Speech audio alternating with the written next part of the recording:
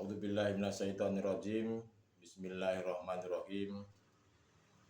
Assalamualaikum warahmatullahi wabarakatuh. Bismillahi tawakkaltu 'ala Allah, la haula wala quwwata illa billah. Asyhadu an la ilaha illallah wa asyhadu anna Muhammadan abduhu wa rasuluh. Allahumma shalli ala sayyidina Muhammad wa ala ali sayyidina Muhammad. Alhamdulillah, pada kesempatan hari ini kita masih bertemu lagi, masih berjumpa lagi dalam keadaan sehat walafiat. Semoga kita semuanya diberikan rahmat oleh Allah Subhanahu wa taala. Saudara-saudaraku, dimanapun kita berada, dari makalah-makalah kemarin yang saya sampaikan, bahwasanya mudah-mudahan dapat dimengerti, mudah-mudahan dapat dipahami, syukur-syukur diamalkan. Tujuannya apa? Tujuannya untuk memperbaiki daripada kerohanian kita, memperbaiki atau mengingat-ingat kembali ajaran-ajaran dari leluhur-leluhur kita yang pernah disampaikan, yang mungkin saat ini banyak diabaikan atau dilupakan.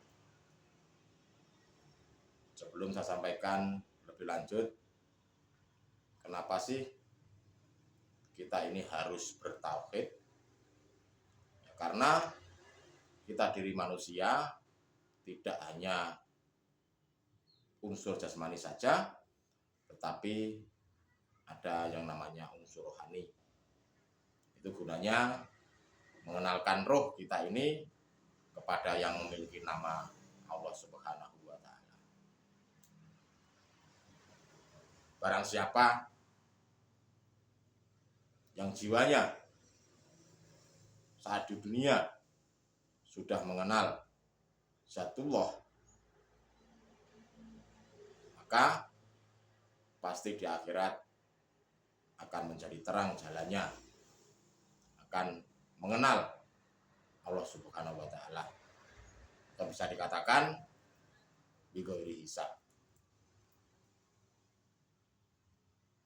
Wahai orang-orang yang beriman, masuklah ke dalam keislamanmu yang sempurna. Itu artinya banyak yang memang beriman, banyak yang memang sudah beriman, tetapi kenyataannya iman itu belum sempurna. Karena yang namanya iman itu ada di dalam jasad halus. Ada yang namanya ada yang mengatakan di dalam hati, ada yang mengatakan di dalam jiwa. Berhubung manusia itu ada dua unsur, antara unsur jasmani dan unsur rohani, berarti di situ ada perbedaan. Perbedaan antara syarikat dan tarekat, antara hakikat serta makrifat. Satu hal untuk syariat dan tarekat, atau syariat dan tarekat, itu mengajarkan bahwasanya supaya jasmani ini benar-benar baik di dalam kehidupan kita sehari-hari. Contoh, kita diajarkan oleh Rasulullah Shallallahu Alaihi Wasallam lewat syariat, yaitu bagaimana caranya menyembah kiblat yang benar, harus menghadap siapa, harus mengarah kemana, itu kita diajarkan. Ya, kita berarti kalau kita sebagai orang Indonesia, karena Indonesia itu posisinya letaknya ada di timur, maka secara tatanan syariat kita diarahkan untuk menghadap kiblat, itu menghadap ke arah barat, ke Mekah ataupun ke arah Ka'bah. Karena posisi orang Indonesia letaknya berada di timur. Begitu juga syariat itu mengajarkan tentang puasa Ramadan, supaya kita harus berpuasa, tidak makan di siang hari, tidak minum, dan lain-lain sebagainya. Itu di tatanan syariat. Ada amalan-amalan sedekah, amal jariah, itu masih di tatanan syariat atau tarekat. Jika kita masih duduk di dalam syariat dan tarekat, itu artinya keimanan kita letaknya masih di nurul iman. Ibarat kata saya gambarkan, ya kita masih sekolah SD, SMP. Saudara-saudaraku, di sini saya mengajak, jangan sampai keimanan kita hanya sebatas SD atau SMP, tapi tingkatkan lagi sampai SMA, sampai perguruan tinggi, sampai kepada profesor. Itu harus kita tingkatkan kemana? Ya ke hakikat dan makrifat tentunya. Karena yang kembali nanti bukan hanya jasad kembali ke tanah, dan roh itu kembalinya kepada Sang Maha Pencipta. Dan roh itu tidak akan mati. Jika di dunia roh kita belum mengenal yang namanya Tuhan, atau belum mengenal yang memiliki nama Allah, ya pasti nanti setelah kita mati, jasad itu pergi, roh kita akan diminta pertanggungjawaban. Karena jika roh itu belum mengenal, pasti akan mengalami yang namanya kegelapan. Roh itu akan bertanggung jawab bagaimana kehidupan di dunia ini, seperti apa jasad ini. Jasad ini atau roh itu bertanggung jawab atas perilaku-perilaku jasad dalam tatanan syariat dan tarekat. Tapi yang paling penting adalah perilaku roh kita ini, bahwa setelah kematian jasad ini, roh itu kembali bukan mengalami kematian, tapi namanya roh itu kekal abadi. Karena syariat itu pada dasarnya hanya untuk menata aturan-aturan kehidupan di dalam arti jasmaniah ini saja, supaya baik perilaku-perilaku jasmani, supaya baik perilaku-perilaku kehidupan kita ini. Tetapi yang namanya manusia banyak yang tidak peduli akan kerohaniannya. Yang dipedulikan hanya perut, yang dipedulikan hanya jasmani, yang dipedulikan hanya badan ini. Padahal badan ini pasti akan mengalami yang namanya rusak atau kehancuran, atau bahkan mengalami kehilangan atau fana. Yang tidak bisa hancur siapa? Yang tidak bisa hancur adalah ruh kita. Lalu untuk mengenalkan roh, untuk mengenalkan atau mengajarkan hakikat serta makrifat, tentunya kita sendiri sebagai manusia yang ingin betul-betul rohaninya benar dan baik, atau bisa kembali kepada Allah Subhanahu wa taala, ya perlu diperlukan yang namanya guru akhirat. Tidak hanya mendengarkan saja, tapi ya dipahami, dilakukan. Syukur-syukur diamalkan. Itu kita harus mencari guru akhirat. Guru akhirat itu ciri-cirinya seperti apa? Guru akhirat itu ciri-cirinya beliau hanya mengajak atau membimbing bagaimana kita bisa kembali kepada Allah Subhanahu wa Ta'ala, atau bisa kembali kepada Sang Maha Pencipta. Berbeda lagi sama guru dunia atau yang bisa dikatakan ahli hijab.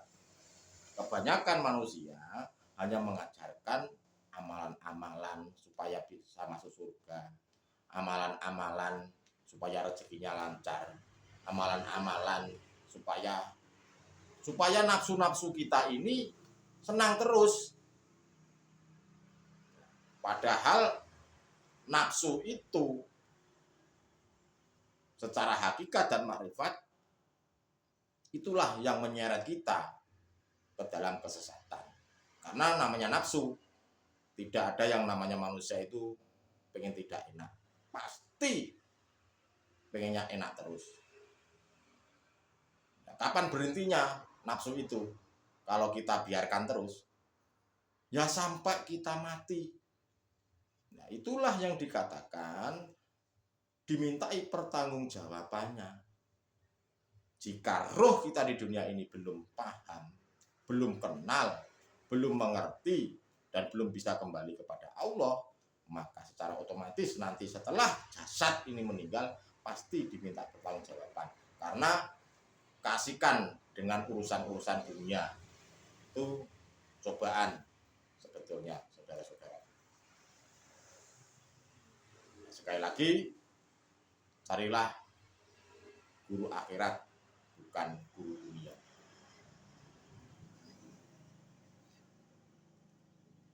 Bagaimana kita bisa membimbing? Bagaimana kita bisa mengarahkan? Bagaimana kita bisa menyampaikan kalau diri kita buta? Seperti halnya, mana mungkin orang buta bisa nuntun orang buta? Yang benar itu adalah orang yang tidak buta itu menuntun orang yang buta. Buta dalam arti apa ini? Ya buta dalam arti ajaran hakikat serta makrifat sampai menuju kewusulan atau di alam musyahadah, alamnya Sang Maha Pencipta atau Allah Subhanahu wa Ta'ala. Saudara-saudara, bahwa ingat, syirik itu ada dua macam, antara syirik jali dan syirik khafi. Padahal kita ketahui bersama bahwa dosa yang tidak diampuni oleh Tuhan hanya dosa yang menyekutukan Tuhan. Tapi kenyataannya banyak yang tidak disadari bahwa kita masih, roh kita ini masih menyekutukan Tuhan. Buktinya apa? Buktinya saat kita ibadah sholat 5 waktu saja, yang disembah atau kita hanya mengingat urusan-urusan duniawi, tidak bisa khusyuk. Nah, itulah yang dikatakan yang namanya masih syirik. Nah, itu kalau bisa disebut adalah syirik khafi atau syirik halus. Syiriknya rohani kita ini yang mungkin tidak banyak dipahami oleh umat manusia. Yang diketahui umat manusia rata-rata syirik jali, seperti halnya menyembah patung jasmani ini, menyembah berhala, menyembah pohon.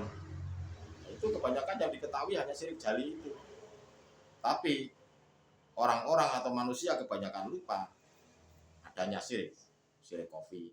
Itu syiriknya roh kita ini masih menyekutukan Tuhan Sang Maha Pencipta. Kenapa sih mereka tidak tahu? Yaitu tadi, karena mereka belum tahu ilmunya, belum mau, atau mungkin tidak mau tahu bahwasanya sudah ada utusan-utusan Allah atau rasul-rasul Allah, di mana sudah mengajarkan tentang ketauhidan ilahiyah.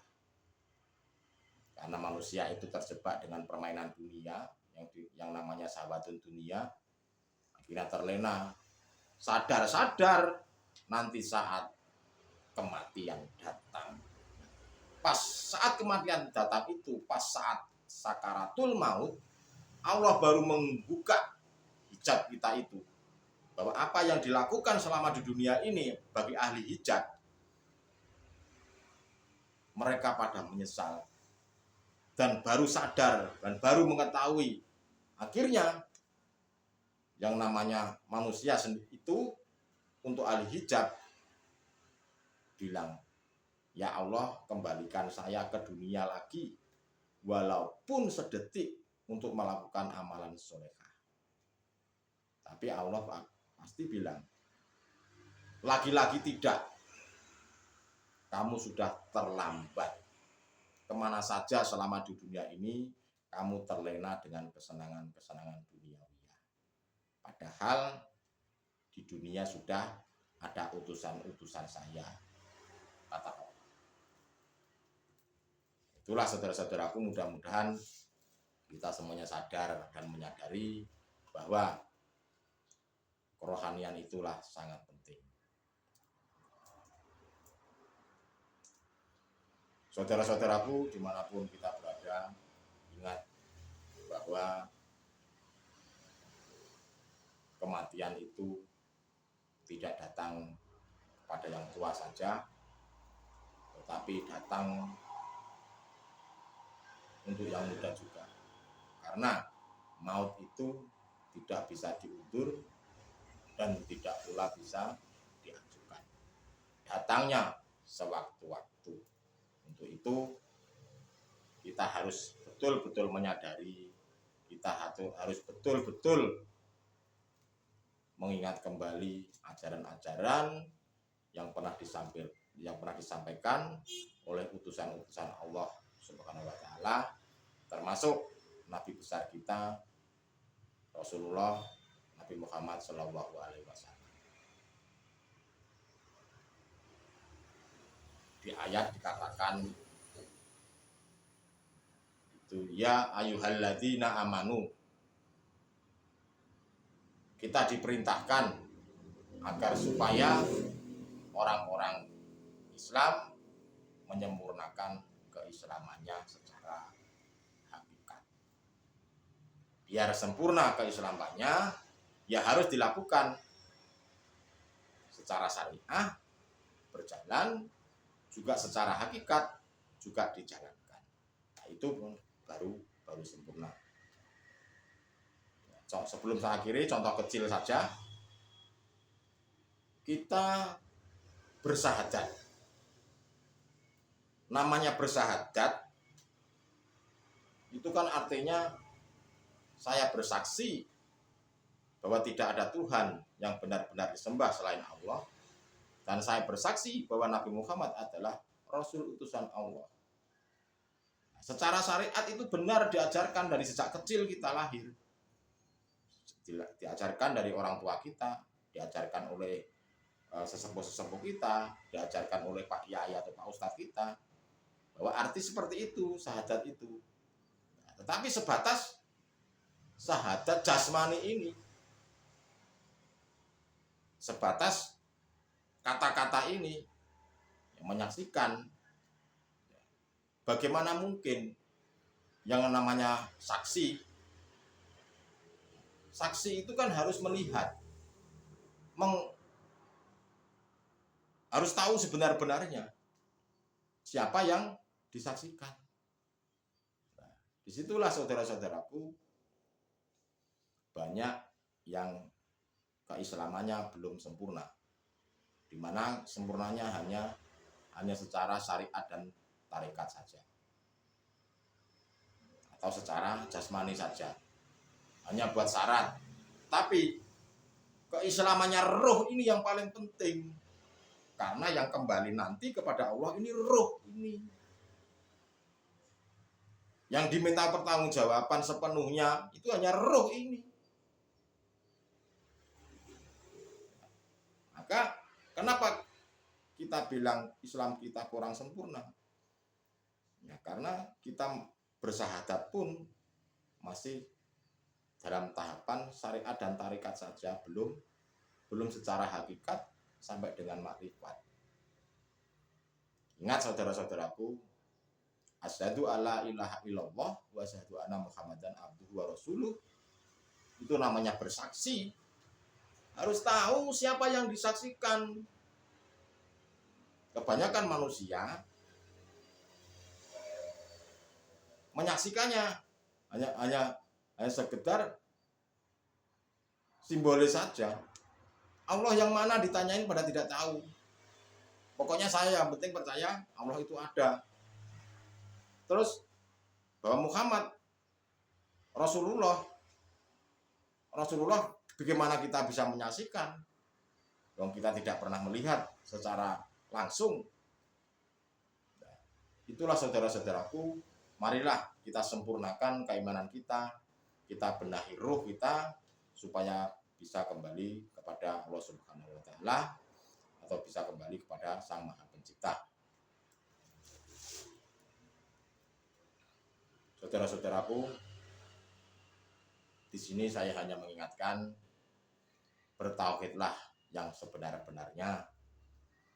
Jika kita semua tidak mau mengalami yang namanya hisab di dalam akhirat, ya mudah-mudahan saudara-saudara bisa memahami, mengikuti serta mengamalkannya. Tapi seandainya tidak mau, ya saya kembalikan kepada Allah Subhanahu wa taala atau kepada Sang Maha Pencipta dengan sifat jaiznya atau sifat kewenangannya.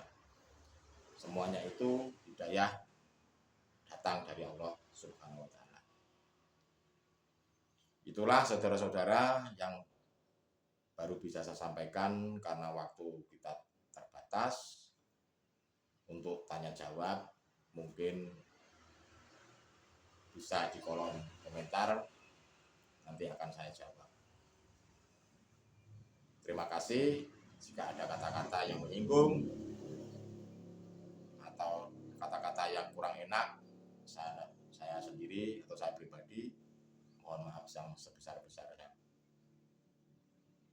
Assalamualaikum warahmatullahi wabarakatuh.